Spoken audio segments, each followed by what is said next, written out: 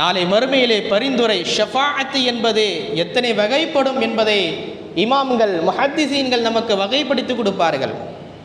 சஹீஹ் முஸ்லிமின் விளக்கவுரை நூல், அற்புதமான நூல் அல் மின்ஹாஜ் என்று சொல்லக்கூடிய ஹதீஸ் கலை விளக்கவுரை நூல், அந்த நூலை எழுதிய அல்லாமா நவவி ரஹிமஹுல்லா அவர்கள் நாளை மறுமையிலே ஷஃபாஅத்தை 5 வகையாக செய்யப்படும் என்று வகைப்படுத்தி நமக்கு சொல்லித் தருவார்கள்.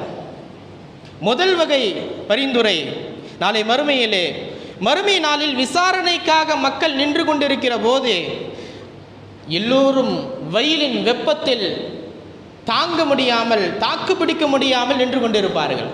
நாளை மறுமையிலே விசாரணை கைதிகளாக நிற்பாட்டப்பட்டிருக்கும் அந்த நேரத்திலே, அந்த மன்றத்திலே, விசாரணை மன்றத்தில் எல்லோரும் வெப்பத்தின் காரணமாக அந்த வெப்பத்தை தாங்க முடியாமல், உலகத்தில் உள்ள வெப்பம் அல்ல, உலகத்தில் இருக்கிற வெப்பத்தை, வெயிலின் உஷ்ணத்தை நம்மால் அதை சமாளிக்க முடிவதில்லை. ஆனால் இதைவிட 69 பங்கு 70 பங்கு அங்கு கடுமையான முறையிலே அது வெப்பத்தை நாம் உணர வேண்டி இருக்கும். அப்படிப்பட்ட அந்த மக்களுக்கு அந்த அதிபயங்கரமான அந்த வெப்பத்திலிருந்து விடுவு பெற்று தர வேண்டும். அந்த உஷ்ணத்திலிருந்து அவர்களுக்கு ஒரு சாந்தத்தை, ஒரு குளிர்தன்மை ஏற்படுத்தி தர வேண்டும், நிழலை அவர்களுக்கு ஏற்படுத்தி தர வேண்டும்.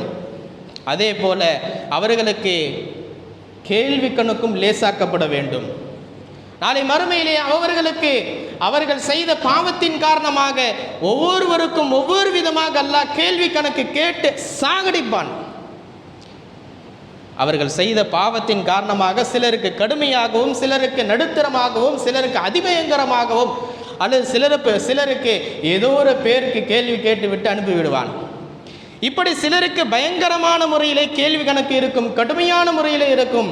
அந்த கேள்வி கணக்கெல்லாம் லேசாக்கப்பட வேண்டும். இதற்காக செய்யப்படக்கூடிய பரிந்துரை, இந்த பரிந்துரையை அருமைநாயகம் ஸல்லல்லாஹு அலைஹி வஸல்லம் அவர்களுக்கே உரியது. அவர்கள் அந்த பரிந்துரை நமக்காக செய்து வெயிலின் உஷ்ணத்தையும் விசாரணையின் கடுமையையும் போக்கி தருவார்கள். இது முதலாவது.